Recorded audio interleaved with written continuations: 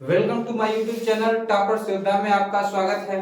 आज का टॉपिक है जो हम लोग पिछले क्लास में पढ़े हैं, अम्ल क्षार एवं लवण।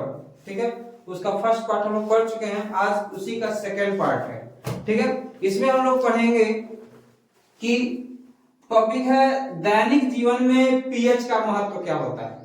ठीक है, कि दैनिक जीवन में हम लोग पीएच का महत्व कहाँ कहाँ करते हैं। ठीक है, तो सबसे पहला पॉइंट जानी कि पीएच होता क्या है। ठीक है, हमने बताया अभी तक पीएच जो है इसका पूरा नाम होता है आपका पोटेंट हाइड्रोनियम होता है। ठीक है, और इसका हमने आपको बताया था कि हाइड्रोजन सांद्रता क्या होता है, ज्ञात करें जिस स्केल का जिस उपकरण का यूज किया जाता है उसे कहते हैं पीएच मान या पीएच स्केल कहते हैं। ठीक है, तो आज हम लोग का टॉपिक है दैनिक जीवन में पीएच का महत्व। ठीक है, तो सबसे पहला ये जानिए कि दैनिक जीवन में पीएच का महत्व कहाँ कहाँ करते हैं। तो सबसे पहला जानिए कि हमारे शरीर का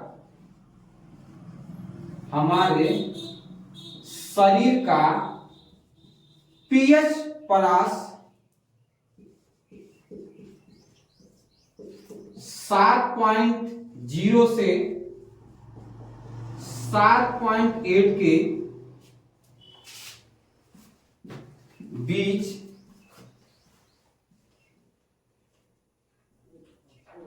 क्रियाशील रहता है।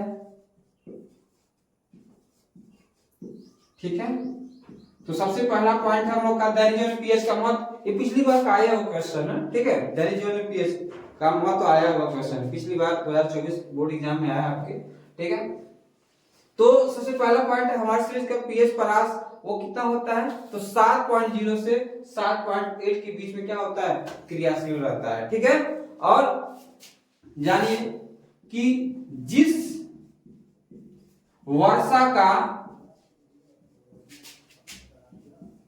पीएच मान 5.6 से कम होता है,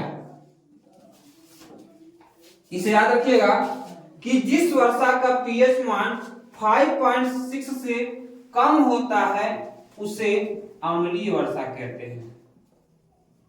कौन सी वर्षा, अगर आपसे पूछा जाए कि अम्लीय वर्षा का पीएच मान होता कितना है, तो याद रखिएगा अम्लीय वर्षा का पीएच मान 5.6 से कम होता है।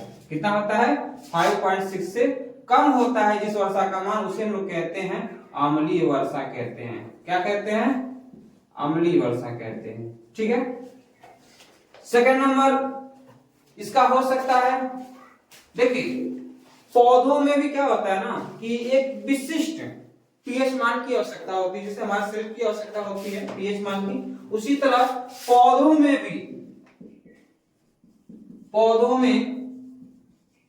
एक विशिष्ट पीएच मान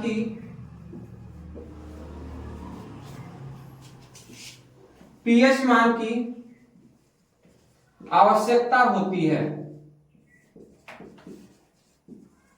ठीक है, तो पौधों में भी क्या होता है, एक विशिष्ट पीएच मान की क्या होती है, आवश्यकता होती है। ये भी हमारे दैनिक जीवन में उपयोग में आ सकते हैं। ठीक है, थर्ड नंबर इसका याद रखिए कि हमारे शरीर में जो होता है ना, हमारे शरीर के उदर में, ठीक है, याद रखिएगा हमारे शरीर के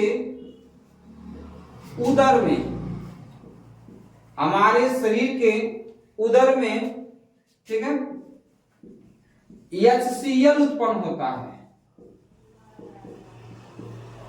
हमारे शरीर के उदर में कौन सा अम्ल, तो HCl उत्पन्न होता है। ठीक है, और यह हमारे शरीर को बिना नुकसान पहुंचाए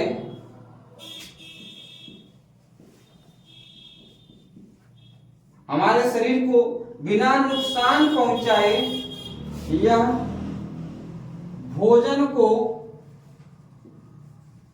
पाचन करने में सहायता करता है। आया समझ में, तो तो हमने इसमें थर्ड वाले में पढ़ा है कि हमारे शरीर के उदर में कौन सा पाया जाता है, आपका HCl उत्पन्न होता है। और HCl क्या करता है, हमारे शरीर को बिना नुकसान पहुंचाए यह भोजन को पाचन करने में सहायता करता है। अगर आपसे पूछा जाए HCl का कार्य क्या होता है, तो HCl का मुख्य कार्य जो होता है वो भोजन को पचाना ही होता है। ठीक है, चौथा जानेंगे, अगर हमारे मुंह का पीएच मान 5.5 से कम होता है, अगर हमारे मुंह का पीएच मान जो है ना, अगर 5.5 से कम होता है ना, तो दांतों में इनेमल जो होता है ना, वह संक्षारित होने लगता है। क्या होता है, इनेमल संक्षारित होने लगता है। ऐसे समझ में, तो हमारे मुंह का अगर पीएच मान 5.5 से कम होता है ना, तो दांतों में क्या होता है, इनेमल संक्षारित होने लगता है। ठीक है, और पांचवा पॉइंट है हम लोग का, ठीक है, मधुमक्खी के डंक में, किसमें, मधुमक्खी के डंक में कौन सा अम्ल, तो याद रखिएगा मधुमक्खी के डंक में मेथेनोइक अम्ल पाया जाता है,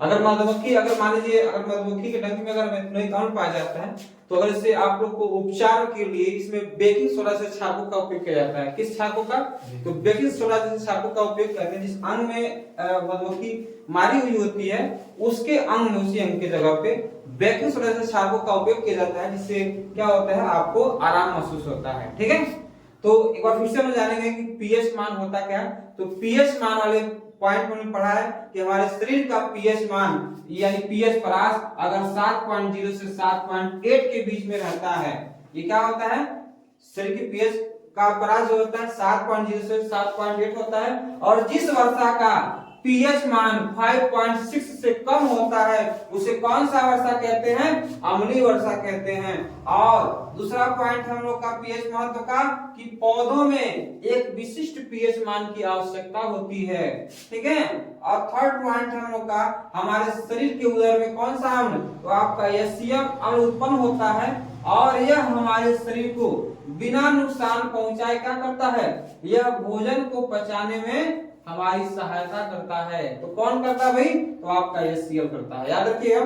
ठीक है, चौथा पॉइंट हमने पढ़ा है कि अगर हमारे मुंह का पीएच मान अगर 5.5 से कम होता है, तो दांतों में क्या होता है, इनेमल संचारित होने लगता है। ठीक है, और पांचवा पॉइंट है मधुमक्खी के डंक में मेथेनोइक अम्ल पाया जाता है। ठीक है, और मेथेनोइक अम्ल को मधुमक्खी के डंक अगर मार देती है मधुमक्खी, तो इसके जैसे इसके उपचार में बेकिंग सोडा जैसे छापों का, किसका, तो याद रखिएगा बेकिंग सोडा जैसे छापों का उपयोग किया जाता है।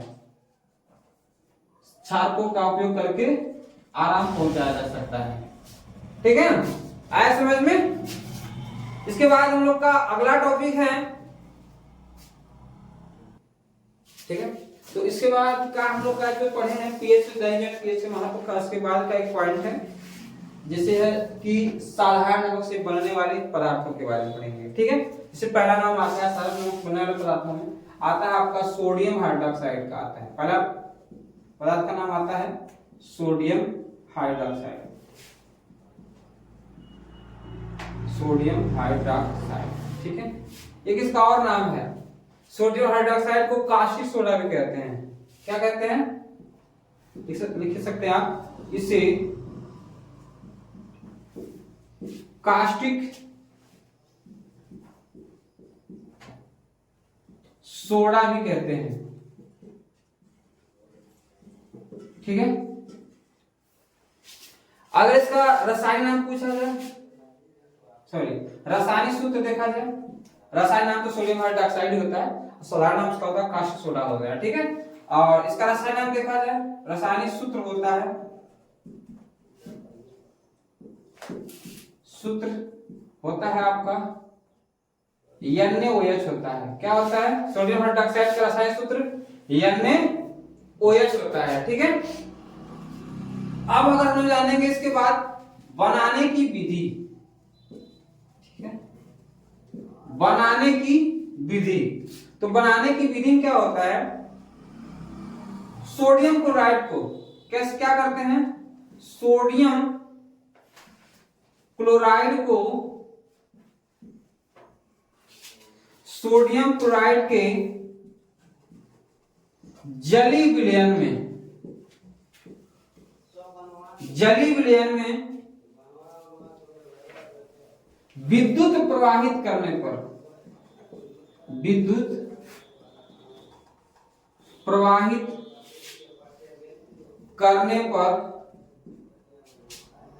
यह वियोजित होकर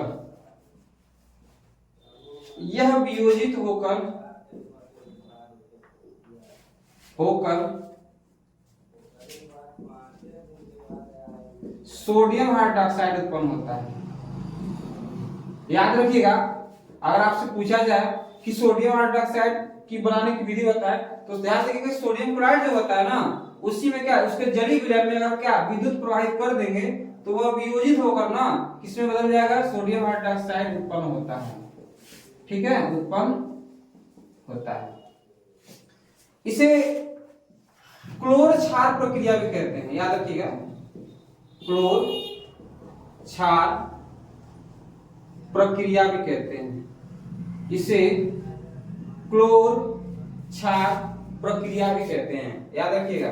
ठीक है, तो बनाने की विधि समझ में आपको, तो क्या सोडियम क्लोराइड के जलीय विलयन में विद्युत प्रवाहित करने पर यह वियोजित होकर किसमें बदल जाता है, तो सोडियम हाइड्रोक्साइड उत्पन्न करता है, और इसे क्या कहते हैं, क्लोर क्षार प्रक्रिया भी कहते हैं। ठीक है, जैसे मान लीजिए अगर आपको दिखाना है, जैसे सोडियम क्लोराइड है, तो सोडियम क्लोराइड का फार्मूला याद रख लीजिए, NaCl होता है।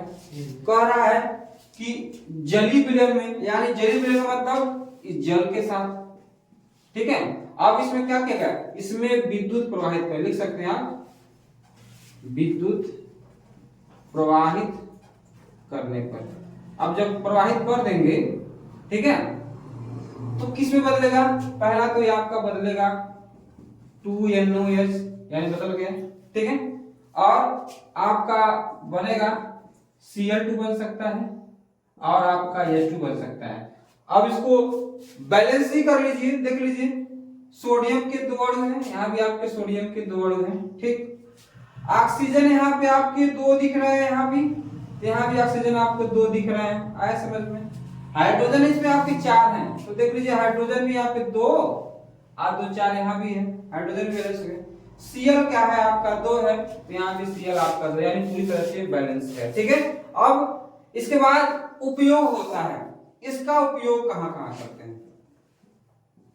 ठीक है, तो याद रखिएगा, आता है सोडियम हाइड्रोक्साइड के बारे में, या किसी भी पदार्थ का पूछेगा बनाने की विधि, तो देता है कि बनाने की विधि एवं उपयोग भी लिखिए। ठीक है, तो बनाने की विधि अगर आप लिख रहे हैं, तो उसके बाद आपको उपयोग जरूरी होता है लिखना। ठीक है, उपयोग में क्या लिखेंगे कि सबसे पहला पॉइंट होगा हम लोग का कि बॉक्साइट के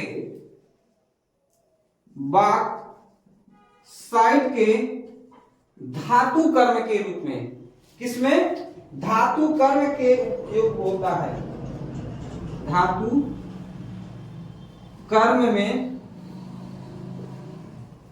उपयोग होता है। पहला पॉइंट याद रखिएगा, सोडियम हाइड्रोक्साइड का पहला उपयोग बॉक्साइट के धातु क्रम के उपयोग में होता है।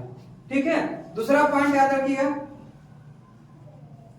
पेट्रोलियम के शोधन में भी इसका यूज किया जाता है। लिख सकते हैं आप, पेट्रोलियम शोधन के रूप में होता है, पेट्रोलियम शोधन के रूप में भी इसका यूज होता है। ठीक है, और थर्ड नंबर है प्रयोगशाला में अभिकर्मक के रूप में होता है, प्रयोगशाला में अभिकर्मक के रूप में होता है। प्रयोगशाला में किसके रूप में होता है उपयोग होता है इसका? तो प्रयोगशाला में अभिकर्मक के रूप में इसका उपयोग होता है, रूप में आप याद रखिएगा उपयोग होता है। ठीक है, यानी आपके 4 पॉइंट है। पहला पॉइंट ये हमने बताया कि बॉक्साइट के धातु कर्म में उपयोग होता है। दूसरा हमने बताया कि पेट्रोलियम शोधन के रूप में भी इसका उपयोग होता है। ठीक है, तीसरा हमने बताया कि प्रयोगशाला में अभिकर्मक के रूप में होता है। और चौथा याद रखिएगा, ठीक है, साबुन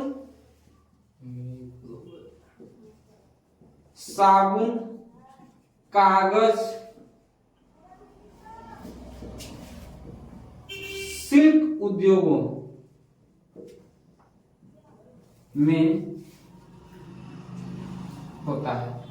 ठीक है, तो याद रखिएगा साबुन हुआ, कागज, सिल्क उद्योग में भी क्या होता है इसका यूज किया जाता है। उद्योगों में कह सकते हैं आप में भी होता है। ठीक है, याद रखिएगा। ठीक है, आया समझ में? तो सबसे पहला हम लोग पॉइंट पढ़े हैं इसमें कि सोडियम आयोडाइड कास्टिक सोडा कहते हैं। ठीक है, कास्टिक सोडा कहते हैं, रासायनिक सूत्र होता है NaOH होता है।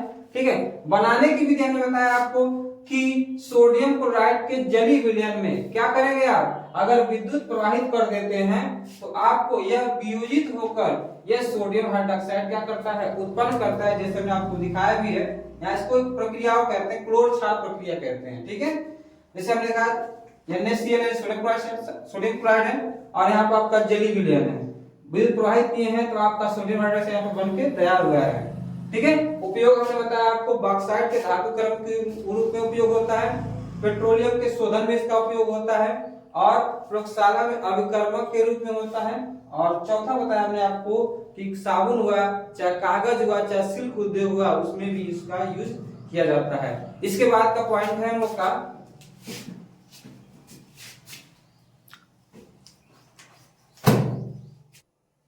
ठीक है, तो थर्ड पॉइंट है प्रयोगशाला में अभिकर्मक के रूप में उपयोग होता है। ठीक है, उसके बाद का चौथा पॉइंट है हम लोग का कि साबुन, कागज, सिल्क उद्योगों में भी इसका उपयोग होता है। आया समझ में? इसके बाद का हमारा टॉपिक है, ठीक है, तो इसके बाद का टॉपिक है हम लोग का सोडियम हाइड्रोक्साइड पढ़ चुके हैं।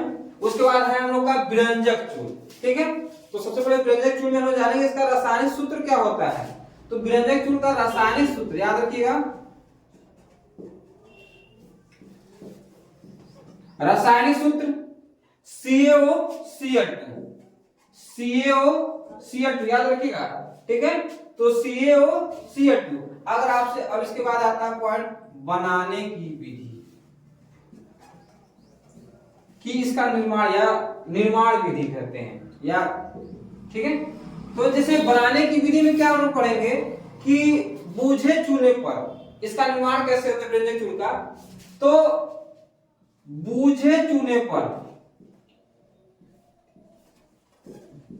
चूने के साथ क्लोरीन की क्रिया द्वारा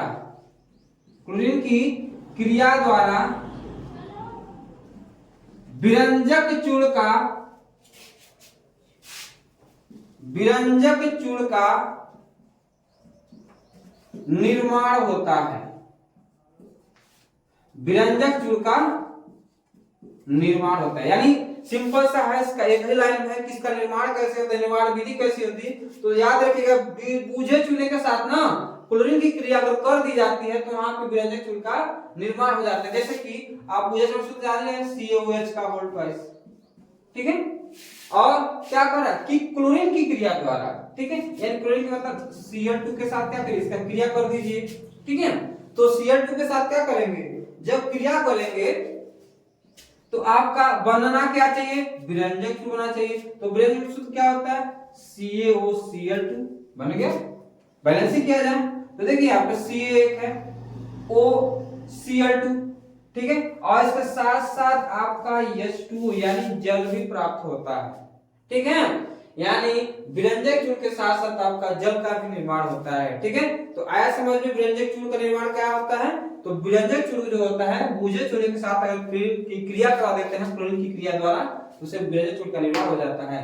तो CaOH Cl2 आपका निर्माण क्या हुआ, ये आपका विरंजक चूर्ण है। एक क्या है, विरंजक, ये आपका चूर्ण है।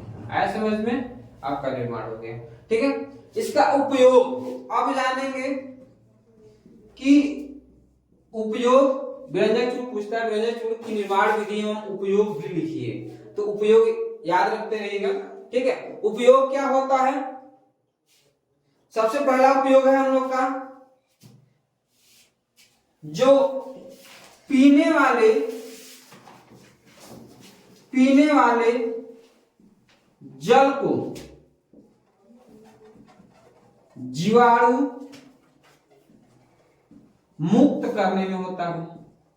सबसे पहला पॉइंट याद रखिएगा कि विरंजक चूर्ण जो होता है ना, जब आप पानी पीने वाले होते हैं तो बहुत सारे बैक्टीरिया पड़ जाती हैं उसमें, तो उन बैक्टीरिया को मुक्त कराने के लिए, जीवाणु को मुक्त कराने के लिए आप इसका उपयोग कर सकते हैं। किसका, विरंजक चूर्ण का उपयोग कर सकते हैं। ठीक है, और दूसरा पॉइंट है इसका वस्त्र में विरंजक के रूप में होता है, वस्त्र में विरंजक के रूप में होता है,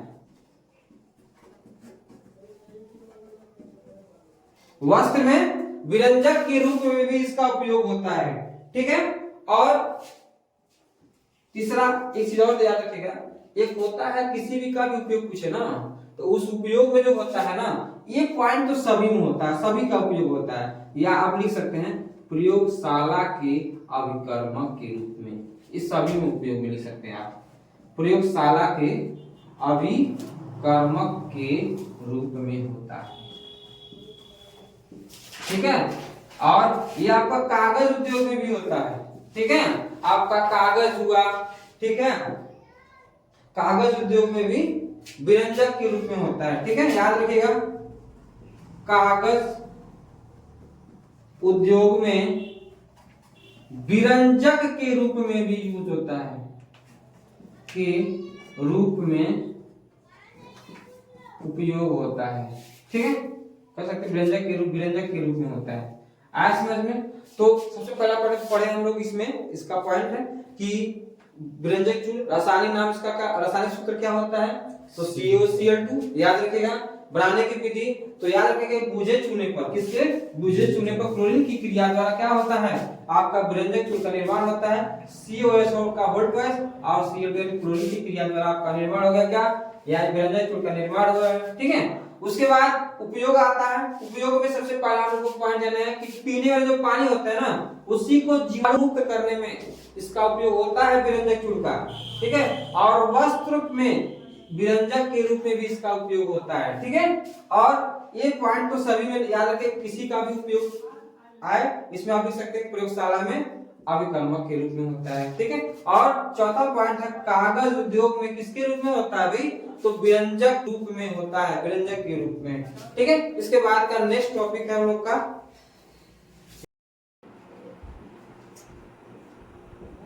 ठीक है, तो इसके बाद का हम लोग का नेक्स्ट टॉपिक है बेकिंग सोडा। ठीक है, तो बेकिंग सोडा, तो सबसे पहले बेकिंग सोडा का अगर रासायनिक नाम देखा जाए, रासायनिक नाम, तो रासायनिक नाम होता है इसका सोडियम बाइकार्बोनेट होता है, सोडियम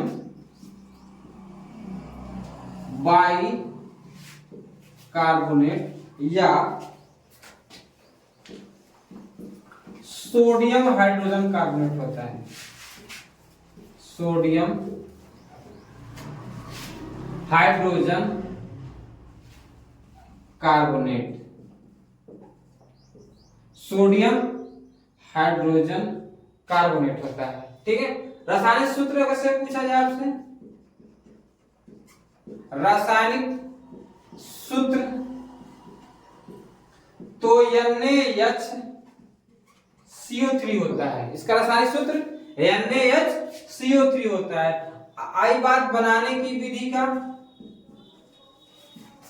या निर्माण विधि आप कह सकते हैं, ये वही है। तो बनाने की विधि कैसी होती है इसकी, सोडियम बाइकार्बोनेट का निर्माण, याद रखिएगा, सोडियम बाइकार्बोनेट का निर्माण का निर्माण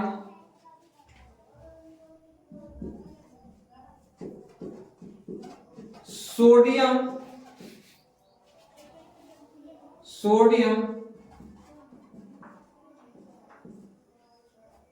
कार्बोनेट के जलीय विलयन में, याद रखिएगा, सोडियम कार्बोनेट के जलीय विलयन में CO2 गैस, यानी आप कह सकते हैं कार्बन डाइऑक्साइड गैस, ठीक है, गैस प्रवाहित करने पर प्राप्त होता है, ठीक है।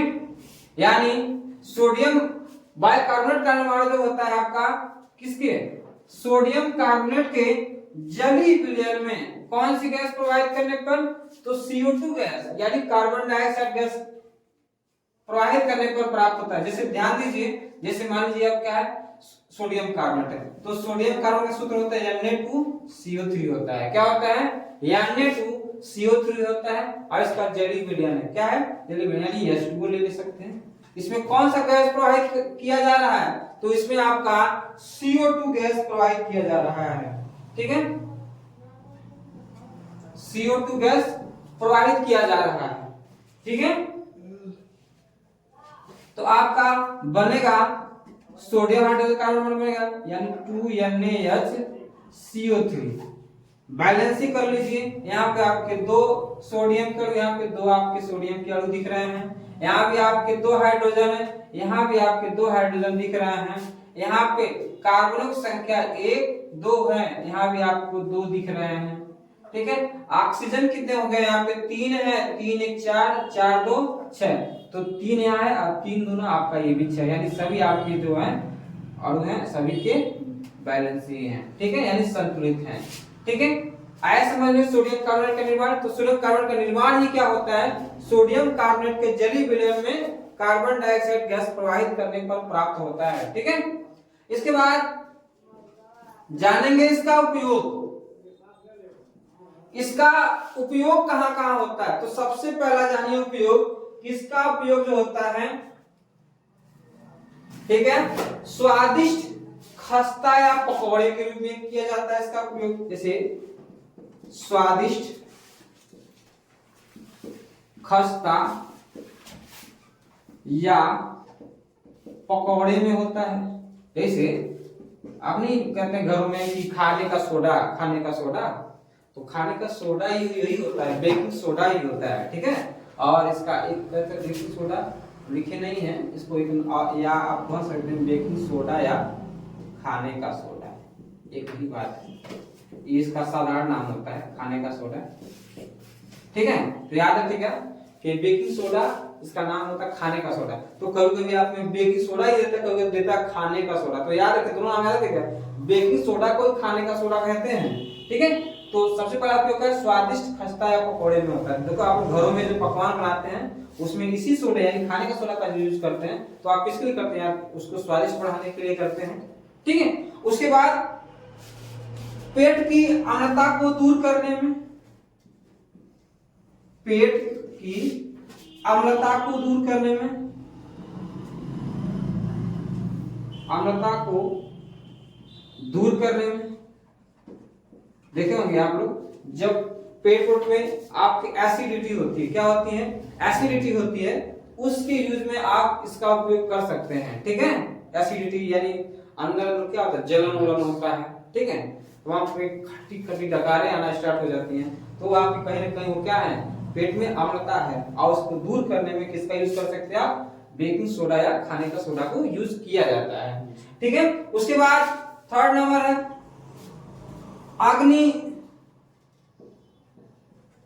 शामक यंत्रों में भी इसका उपयोग होता है। अग्निशामक यंत्रों में इसका उपयोग होता है,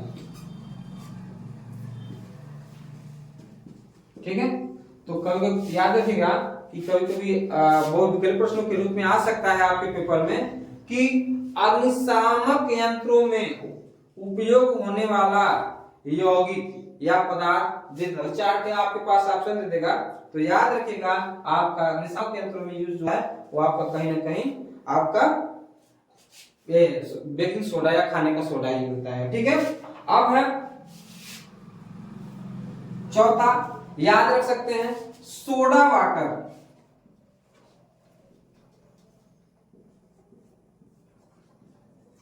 सोडा वाटर तथा सोडा युक्त पेय पदार्थों में इसका उपयोग होता है, याद रखिएगा।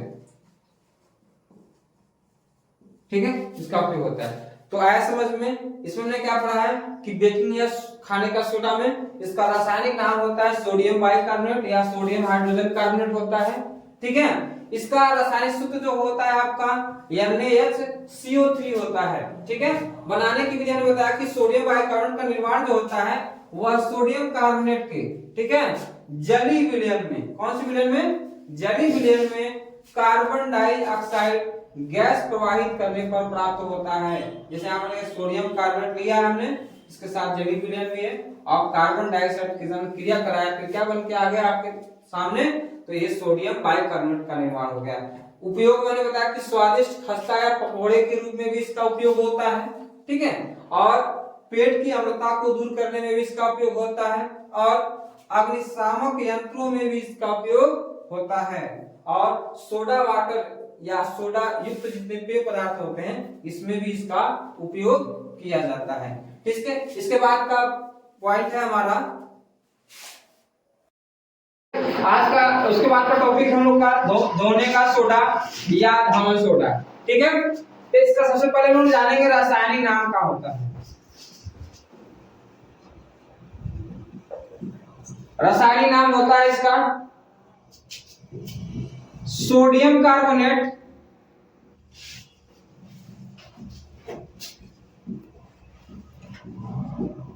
डेकाहाइड्रेट, सोडियम कार्बोनेट डेकाहाइड्रेट इसका रासायनिक नाम होता है। ठीक है, उसके बाद रासायनिक सूत्र होता है इसका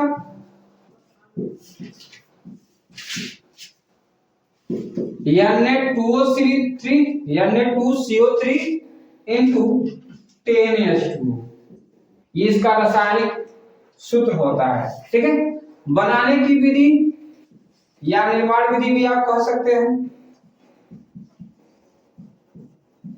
लिखेंगे कि बेकिंग सोडा को गर्म करने पर, बेकिंग सोडा को गर्म करने पर सोडियम कार्बोनेट का निर्माण होता है,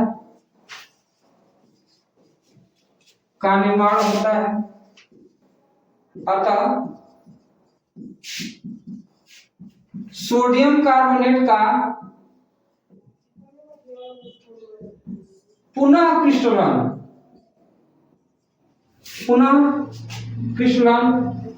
करने पर सोडियम कार्बोनेट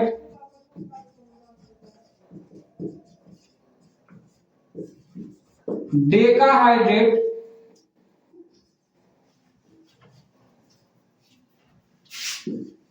का निर्माण होता है। याद रखिएगा निर्माण विधि में कि बेकिंग सोडा को गर्म करने पर आपका सोडियम कार्बोनेट का निर्माण होता है और सोडियम कार्बोनेट का ही पुनः क्रिस्टलन करने पर सोडियम कार्बोनेट डेकाहाइड्रेट का निर्माण होता है। ठीक है, जैसे देख लीजिए Na2CO3 है प्लस 10 और ले लीजिए, जल कर लीजिए और गर्म करेंगे, क्रिस्टलन कराएंगे, अगर पुनः क्रिस्टलन करेंगे इनका तो ये बन जाता है आपका Na2CO3 into 10H2O। ये सूत्र किसका होता है आपके? तो सोडियम कार्बोनेट डेकाहाइड्रेट का निर्माण होता है। आया समझ में? इसके बाद हम लोग पढ़ेंगे उपयोग।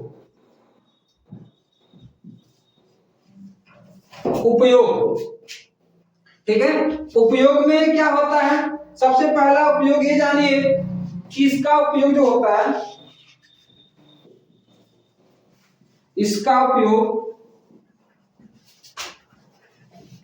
कांच, साबुन,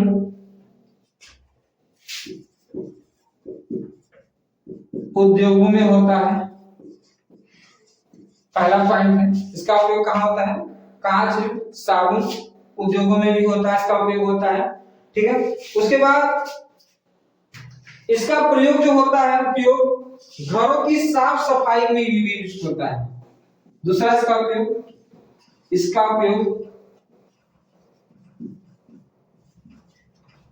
घरों की साफ सफाई में भी होता है। ठीक है। थर्ड उपयोग इसका जानेंगे।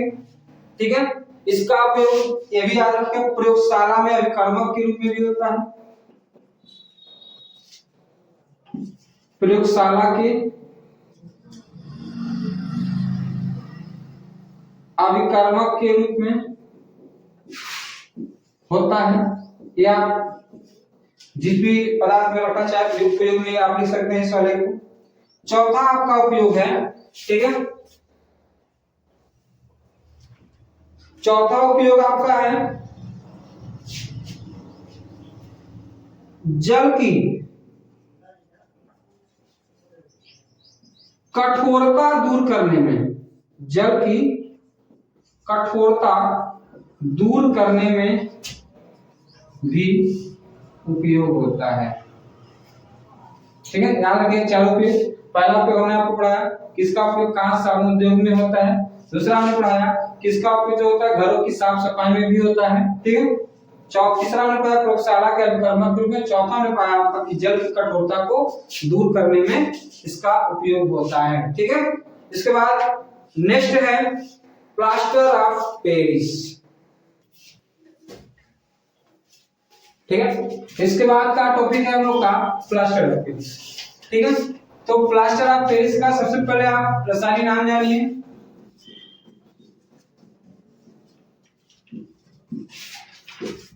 नाम होता है कैल्शियम सल्फेट, कैल्शियम सल्फेट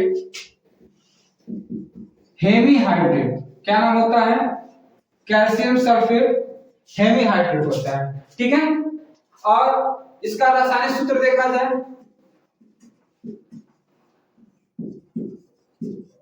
रासायनिक सूत्र CaSO4 into half H2O होता है। ठीक है। तो इसका याद रखिएगा, रासायनिक सूत्र CaSO4 into half H2O और कैल्शियम सल्फेट हेमी हाइड्रेट का रासायनिक नाम होता है। ठीक है। उसके बाद निर्माण विधि या बनाने की विधि।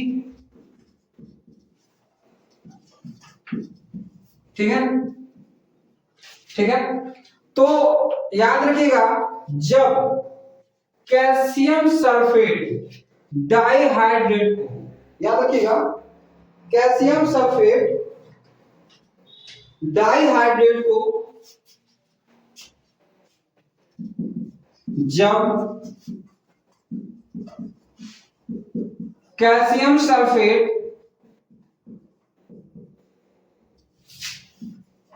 डाइहाइड्रेट को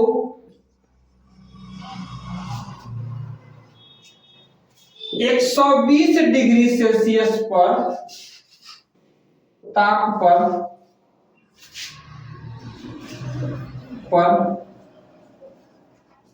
गर्म किया जाता है।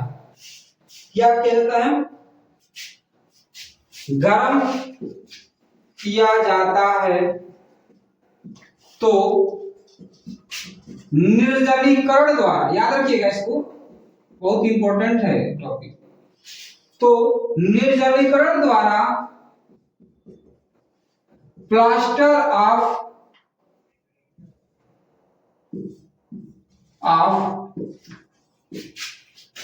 पेरिस का निर्माण होता है। प्लास्टर ऑफ पेरिस का निर्माण होता है। आया समझ में? तो आपसे पूछा जाए प्लास्टर ऑफ पेरिस का निर्माण कैसे होता है, तो याद रखिएगा, जब कैल्शियम सल्फेट डाइहाइड्रेट को कितने डिग्री सेल्सियस पे 120 डिग्री सेल्सियस ताप पर गर्म किया जाता है तो निर्जलीकरण प्रक्रिया द्वारा आपका प्लास्टर ऑफ पेरिस का निर्माण होता है। ठीक है, जैसे CaSO4, ठीक है, कैल्शियम सल्फेट को डाइहाइड यानी 2H2 को 120 डिग्री सेल्सियस पे कितने ताप पे 120 डिग्री सेल्सियस ताप पर इसको क्या करिए, आप गर्म करिए, तो क्या निकल के आएगा आपका CaSO4 इंटू हाफ H2। ठीक है, आपके साथ में बचेगा क्या, अगर दो में से 1/2 अगर माइनस कर रहे होते हैं तो आपको यानी देखा जाए कैल्शियम सल्फेट है, यहाँ पे कैल्शियम सल्फेट है, यहाँ पे 2H2O में से आपका हाफ H2O बाहर निकल के आ गया, तो बचेगा क्या आपके पास, बचे कितने H2O 3/4 आपके अणु बचेंगे किसके, जल के बचेंगे। आया समझ में? ठीक है, कैल्शियम सल्फेट डाइहाइड्रेट को हमने 120 डिग्री सेल्सियस ताप पर गर्म किया, बना क्या आपका, एक पूरा आपका क्या प्लास्टर ऑफ पेरिस है, प्लास्टर ऑफ पेरिस। ठीक है, अब जानेंगे इसका उपयोग, जानिए उपयोग। सबसे पहला उपयोग, इसका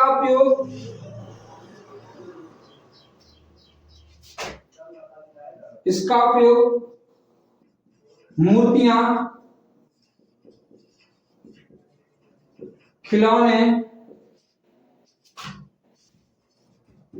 आदि के निर्माण में होता है, पहला पॉइंट। दूसरा, इसका उपयोग टूटी हुई हड्डियों को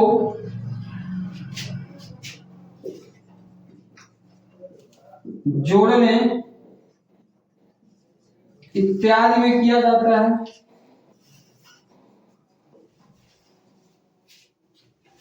तीसरा,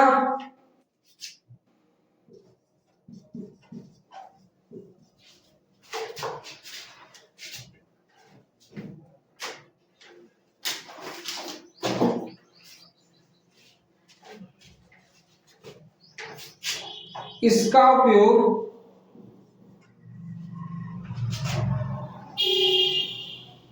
दंत चिकित्सा के क्षेत्र में होता है। चौथा याद रखिएगा, इसका उपयोग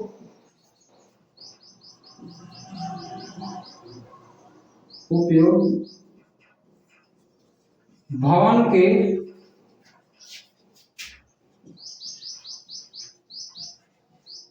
सजावट के रूप में होता है। ठीक है, ये आपके 4 इसके उपयोग रहे।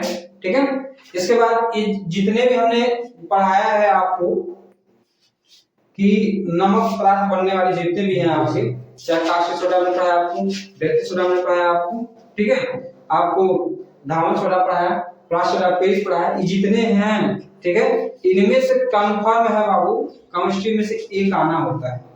ठीक है, कंफर्म है, इसमें से एक आपको जरूर देखने को मिल जाएगा, इसीलिए इन चारों पांचों को, ठीक है, एकदम अच्छे से तैयार कर लीजिएगा। ठीक है, आया समझ में? इसमें से एकदम 100% है कि आने वाले क्वेश्चन इसी में से बनते हैं।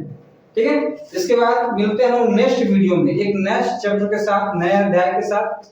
तब तक के लिए हम लोग आपसे लेते हैं अलविदा। अब मिलते हैं एक नए टॉपिक के साथ नेक्स्ट वीडियो में।